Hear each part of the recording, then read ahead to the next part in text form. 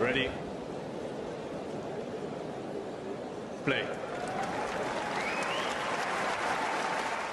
Well, hello there. Welcome to my first power ranking of 2024.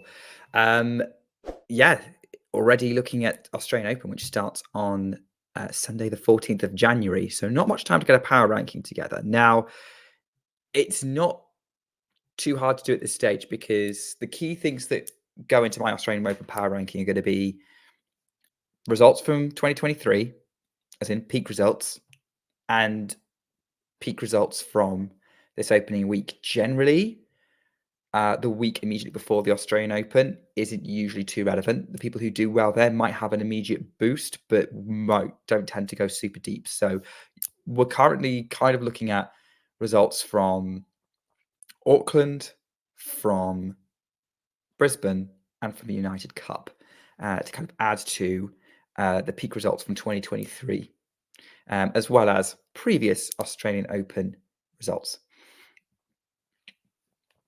That's what I've kind of run together. I don't think the top five's going to surprise anyone.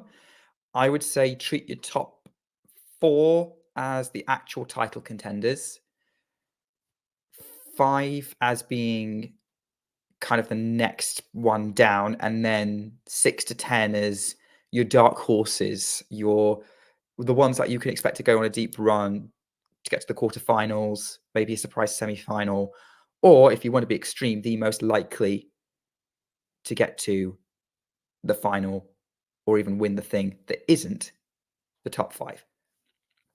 So without further ado, let's jump into it. I want to throw three quick honorable mentions at you, and they are the two Brisbane semi-finalists, Victoria Azarenka, who is a two-time former Australian Open champion, and Linda Noskova, who was one of the few players to not get bakeried by Elena Rybakina this tournament, and seems to be very comfortable, at least in the first week of the year, and obviously very talented teenager. Keep an eye on her. She's going to be dangerous in Australia, I think. And the other name we should always keep an eye on is Elena Ostapenko, because we know what a disruptive influence she can be in any major draw. She proved that at the US Open in 2023, and obviously was also a quarterfinalist in Australia last year. And we know that she can pretty much upset anyone if she's having a good week. Depends if she's going to have a good week, so close to having a decent one in Brisbane, where she narrowly lost in the quarterfinals to Azarenka. But those are my three honorable mentions. Number 10. So this is going to be top 10. Number 10, Ons Jabeur. Ons Jabeur is the only one on this list who is going to be hasn't done a warm-up event. She hasn't done United Cup. She didn't do Brisbane. She didn't do Auckland. The reason she's on this list is she's top 10, probably the highest ranked top 10 player not to do a warm-up. And her slam form's actually been pretty decent. Obviously, US Open, she fought her way to the fourth round despite being hampered. Wimbledon, she came close to another title. And I think Australia only really held her back because of injury last year, but she's a former quarterfinalist in Melbourne. I think she's too talented to ignore, and that's why she's at number 10. But because she hasn't done a warm-up, I can't put her any higher, really. Her form's hard to read, as it usually is. But maybe she's coming in kind of motivated, having released her film recently, or in the process of releasing her film. Number 9 might be a bit of a surprise to people. Caroline Garcia. I think Garcia is starting to go on an upward trend. That Beijing match that she had with Swiatek was kind of a combination of almost a return to level. She's still leaking sets, but even at the United Cup, Swiatek was the only person to beat her, really. And she was the only player who really pushed Swiatek, and that was for a set, and that involved her peak level. I think Garcia could be on course for a decent run to the second week of Australia. I think she's starting to gain form, gain confidence. She's someone that we should definitely keep an eye on in Australia. as is another potentially controversial choice for number 8, someone who definitely doesn't have form in slams. Number 8, Maria Sakkari. Yes, I am talking about Maria Sakkari. I don't remember when the last time she made a second week of a slam was. I think she did it once in 2022. Obviously, she's a 2-time semi-finalist from Roland Garros in the US Open in 2021. But since then, she's struggled in slams, but got big points for other events. But she was one of the stars of the United Cup. Don't think she lost any matches, looked pretty convincing in all of them, and looked pretty positive overall. I don't want to risk putting her too high because obviously we know what happens. We back Sakkari to, have form going into a slam, and it doesn't quite work out. But there's always a first time for her to convert something. And I think Sakkari has to be one to watch. She seems to be feeling good. Let's take that as a positive for her.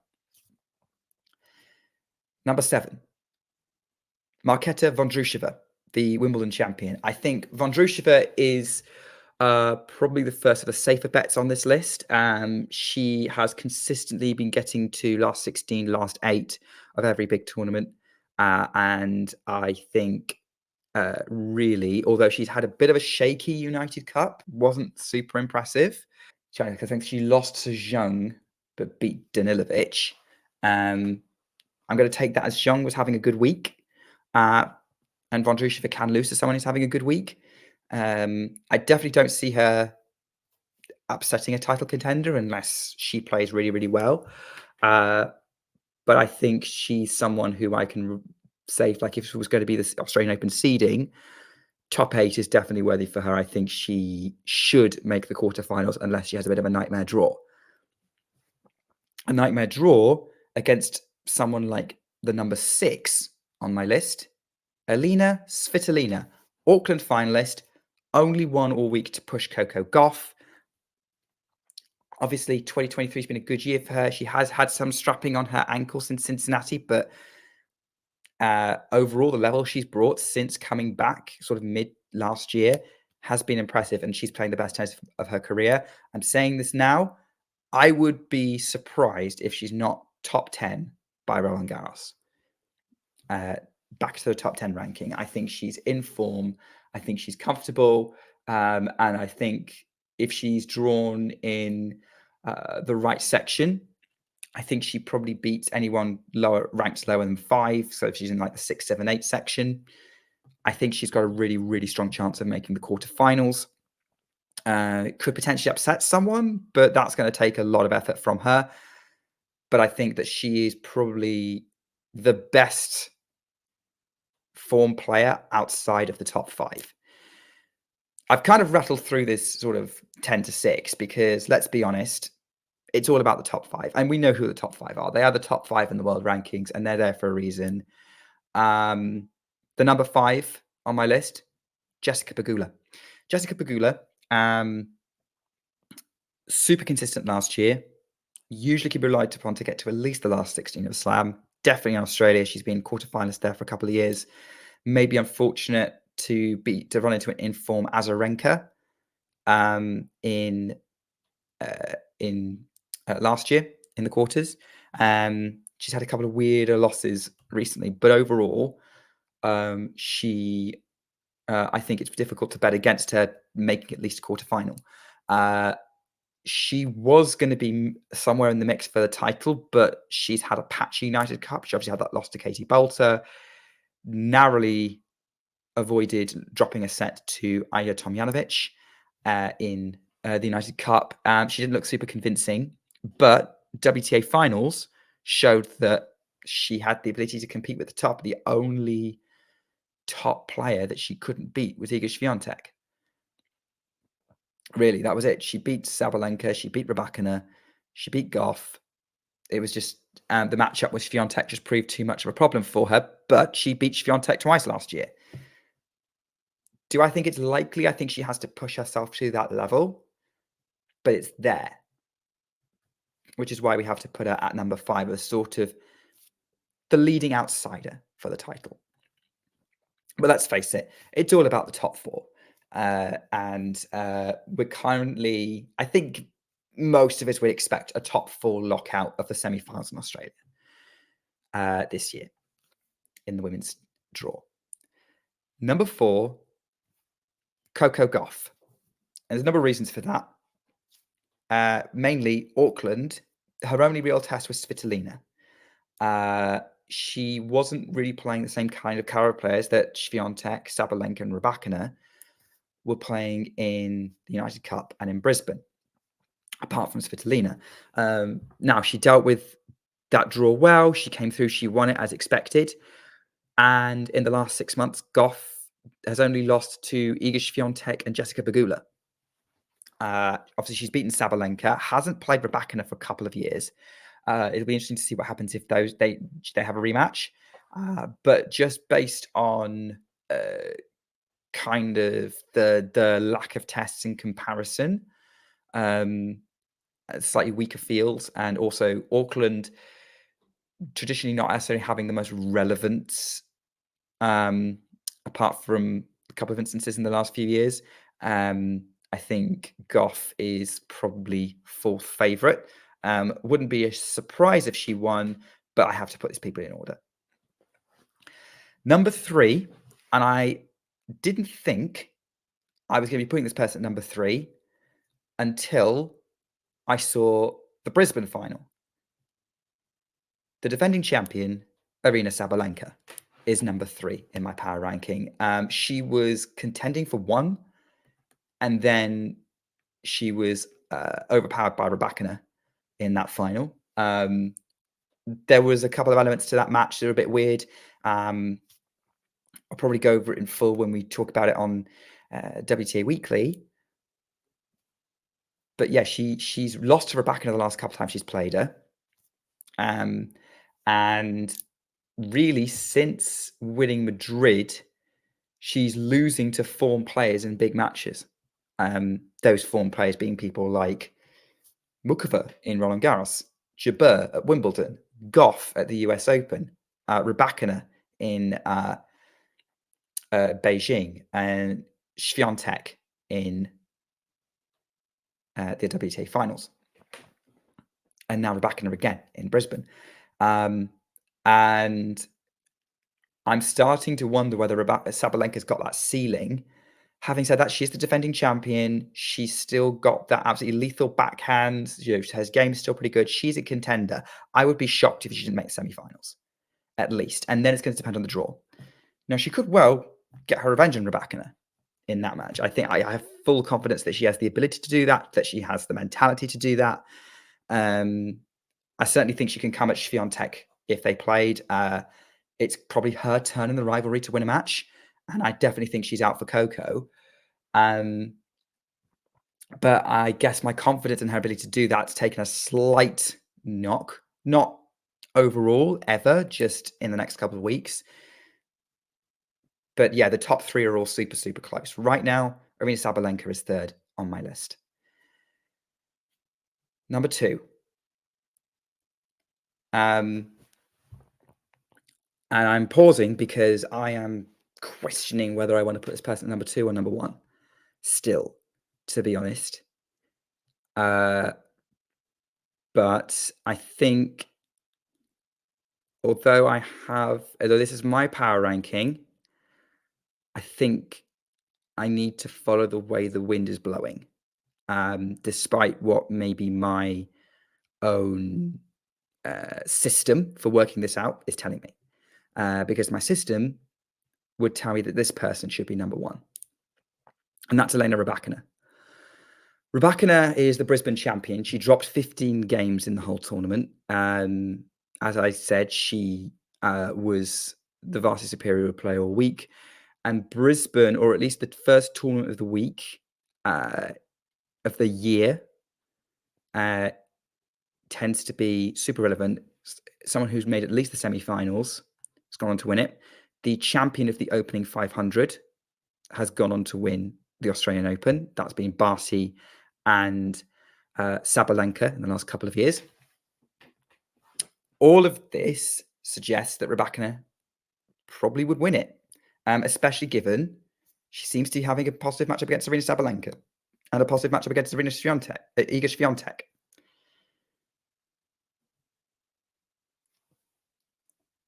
Here's the thing.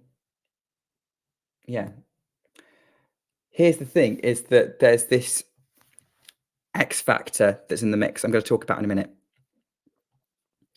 Yeah. But yeah, Rybakina has a good matchup against Sabalenka. Seems to be on a run of victories against Swiatek. We don't know how she's going to be against Goff.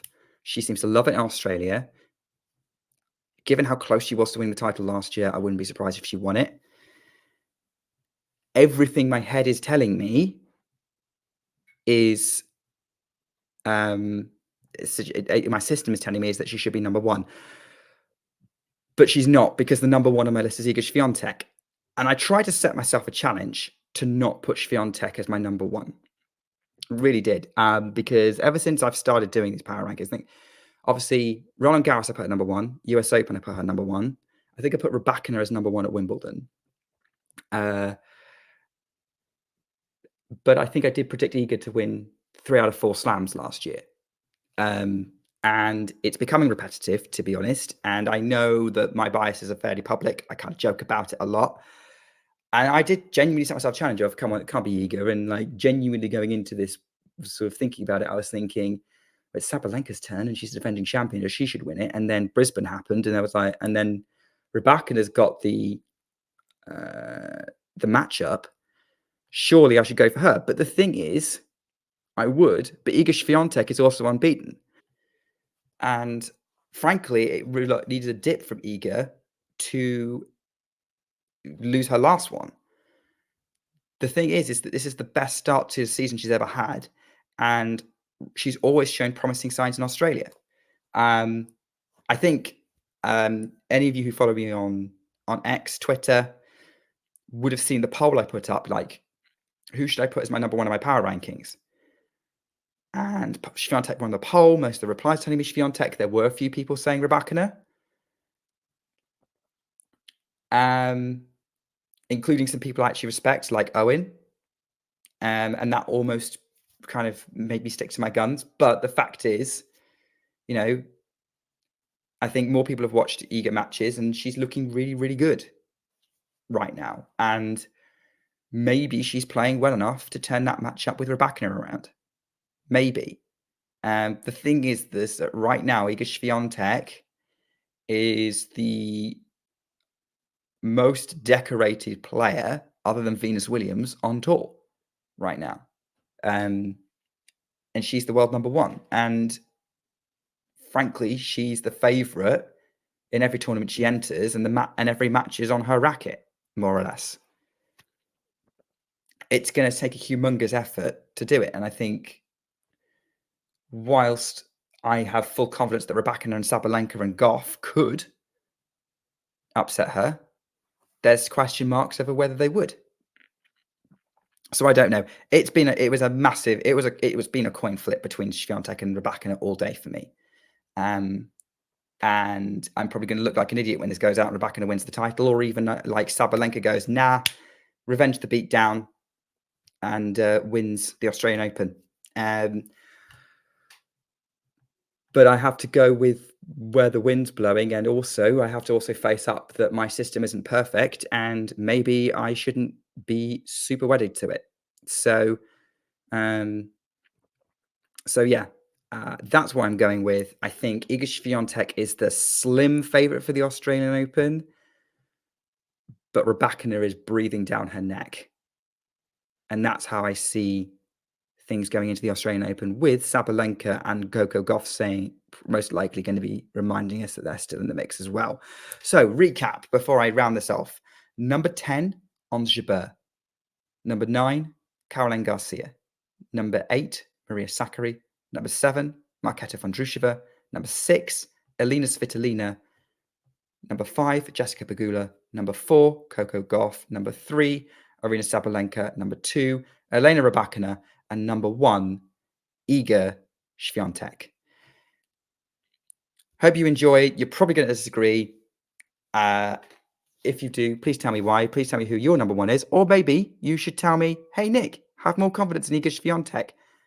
Back your number one choice. Well, I've put it on the internet now, so I'm going to have to back it. So yeah, that's my choice. I'll see you all for WTA Weekly soon, and as well as all the exciting build-up to the Australian Open all throughout the week. I look forward to seeing you all. But until then, take care and keep talking tennis.